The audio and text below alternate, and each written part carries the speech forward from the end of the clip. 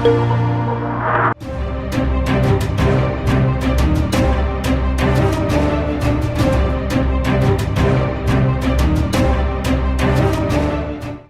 दोस्तों, मैं हूं आपकी दोस्त रीटा और एक बार फिर आप सभी का स्वागत करती हूं नेटवर्क न्यूज की इस खास पेशकश में। ये कहानी है कश्मीर की। एक ही परिवार के 7 सदस्य दशकों से भारतीय सेना में अपनी सेवा देते रहे, लेकिन उसी भारतीय सेना ने उस परिवार के 3 बेटों को उससे छीन लिया। सेना ने कहा कि वो तीनों ही आतंकी थे, उनका एनकाउंटर कर दिया गया और साथ ही उनको गुमनाम कहकर दफन कर दिया गया। लेकिन एक बात बहुत ही सोचने वाली है, जिस परिवार के 7 लोग दशकों से भारतीय सेना को अपनी सेवा देते रहे, आखिर उसी परिवार के 3 बेटे आतंकी कैसे निकल गए? ये बात बहुत ही गंभीर है और बहुत ही दिलचस्प भी है।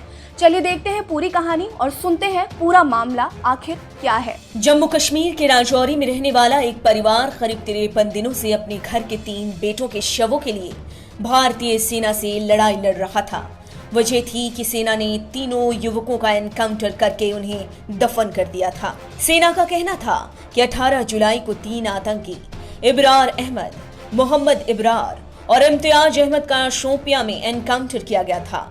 उनके पास से भारी मात्रा में हथियार और विस्फोटक भी बरामद हुए थे, लेकिन तीनों की पहचान नहीं हो सकी, इसलिए उन्हें क्रीरी में दफन कर दिया गया था। लेकिन 10 अगस्त को तीनों युवकों के परिवार वालों को उनके मारे जाने की खबर मिली तो पूरा परिवार टूट गया और शुरू हुई बेटे को वापस लाने की और उनके सर से आतंकवादी होने का दाग हटाने की लड़ाई। मारे गए तीनों बच्चों के परिवार ने कहा कि उनके बच्चे तो मासूम थे, वो तो अपने परिवार का पेट पालने के लिए सोपिया गए थे, लेकिन उन्हें क्या पता था कि वो वहां से कभी वापस लौटेंगे ही नहीं।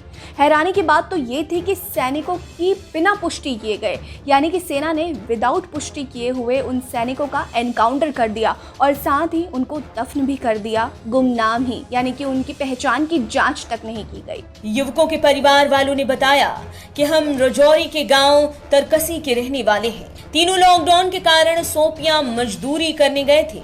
16 जुलाई तक तीनों से बातचीत हुई थी, लेकिन उसके बाद तीनों का कोई सुराग नहीं मिला।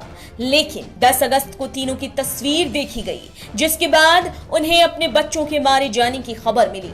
परिवार ने सेना के अधिकारियों से गुहार लगाई कि कम से कम तीनों के शवों को फिर से दफन करने का मौका दें, जिसके बाद आखिरकार ये साबित हुआ कि ये तीनों ही इसी परिवार के लोग थे और तीनों के शवों को क्रीरी से निकालकर राजौरी दफनाने की इजाजत दे दी गई। कब्रों की खुदाई के मौके पर परिवार के सदस्यों के साथ समाज सेवी गुफ्तार अहमद भी मौजूद थे।